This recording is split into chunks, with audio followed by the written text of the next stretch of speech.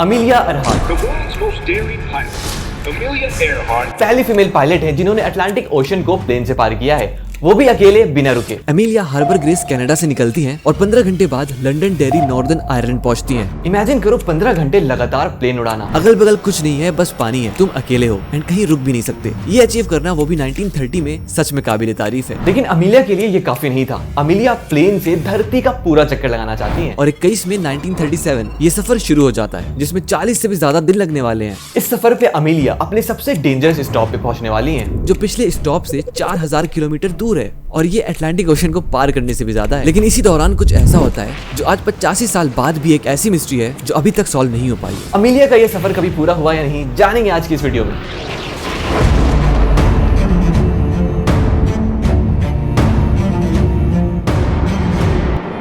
Amelia अरहाट का जन्म United states में हुआ था, कैंसस स्टेट के छोटे से शहर एचिसन में। बचपन से अरहाट का नेचर बहुत ही एडवेंचरस और इंडिपेंडेंट था। वो घुड़सवारी करती थी, फिशिंग करने जाती थी, बेसबॉल भी खेलती थी। वो सारे काम करती थी जो समाज को लगता है सिर्फ लड़कों के लिए होते हैं। अमीलिया जब 10 साल की थी तब उन्होंने पहली बार एक फेयर में प्लेन को देखा था। तब उन्हें ये कुछ खास नहीं लगा था। अमीलिया को क्या पता था कि एक दिन वो इसी प्लेन से धरती का पूरा चक्कर लगाने निकल जाएंगी।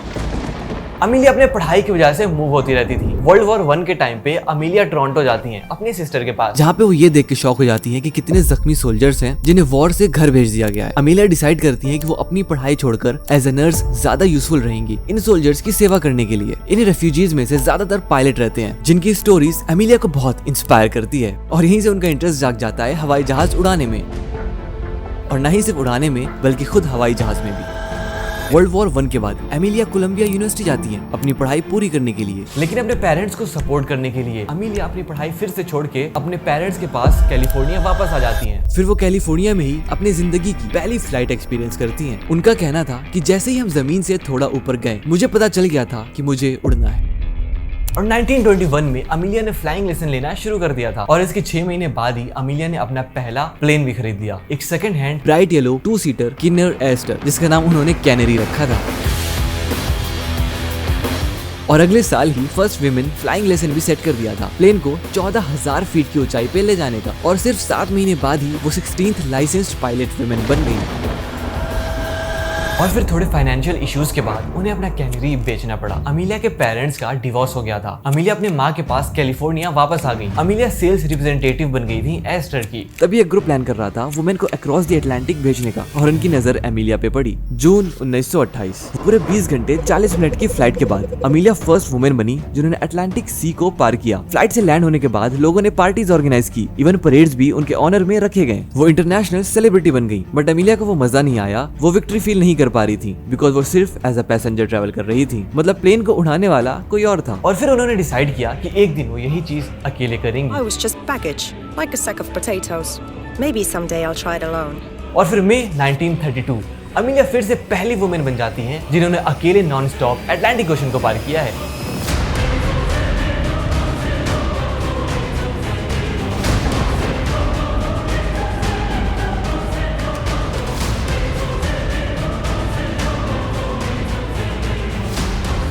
एंड फिर उसी साल अगस्त में solo non stop Los Angeles से न्यू जर्सी तक का सफर किया।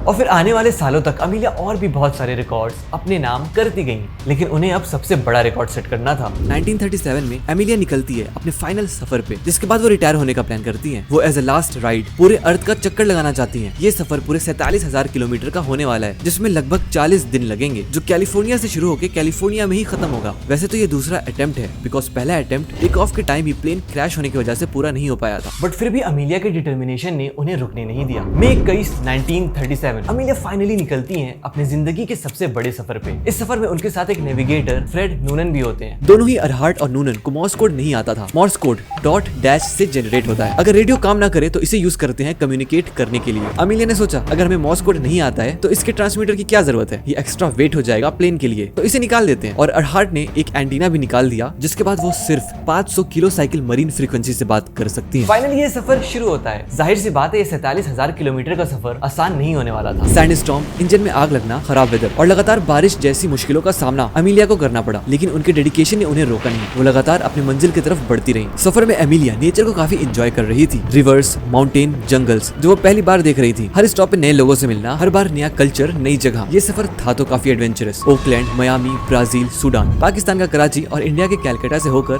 बैंकॉक, कोएपांग और फिर ले।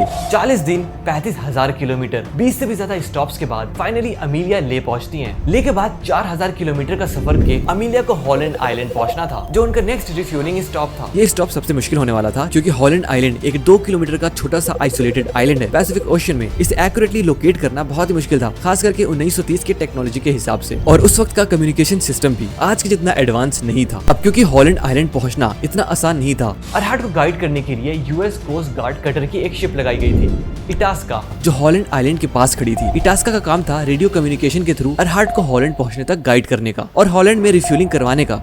फाइनली अमीलिया ले से निकलती हैं। 14 घंटे से भी ज्यादा उनको हो जाता है ले से निकले हुए, और इधर इटास्का अब तक उनके कम्युनिकेट करने का वेट कर रहा था।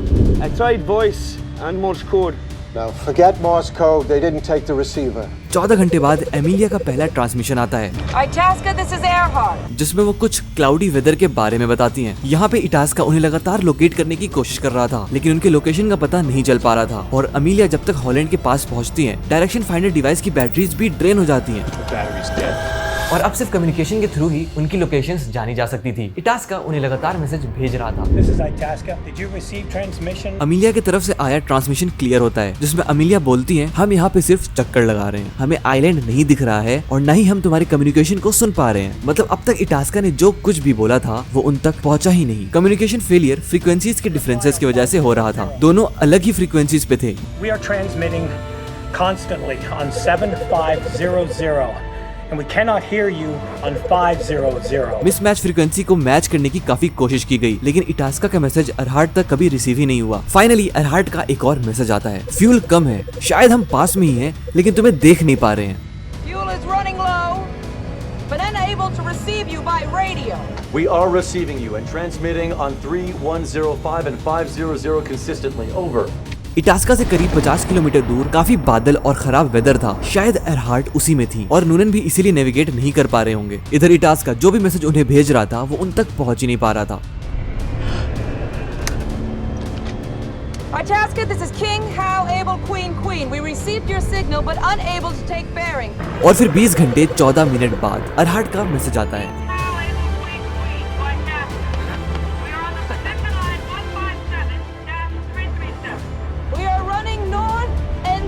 We are running north and south. मतलब वो अभी भी आगे बढ़ती जा रही हैं, लेकिन उन्हें आइलैंड नजर नहीं आ रहा था। और ये अमीलिया अरहाट का लास्ट मैसेज था। इसके बाद अमीलिया अरहाट कहाँ गई ये आज तक कोई भी बता नहीं पाया है। प्लेन डिसअपियर हो गया, वो बादलों में कहीं खो गई। उनका गायब होना एक अनसॉल्व्ड मिस्ट्री बन के रह गया है।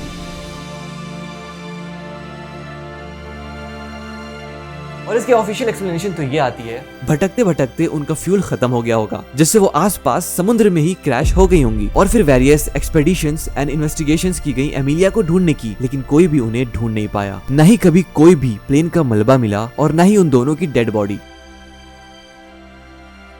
अमीलिया अरहाट हमें बहुत कुछ सिखाती हैं। उनका डिटर्मिनेशन हमारे लिए बहुत इंस्पायरिंग है। उनकी लीडरशिप क्वालिटी देखकर हमें भी खुद पर भरोसा करना चाहिए। वो रिस्क लेने से कभी नहीं डरती थी। उनकी लाइफ में भी कई फेलियर्स आए, लेकिन अमीलिया ने कभी हार नहीं मानी। और अगर तुम्हें अभी भी ये लगता है कि एक वुमेन कुछ भी नहीं कर सकती, so you should rethink about it.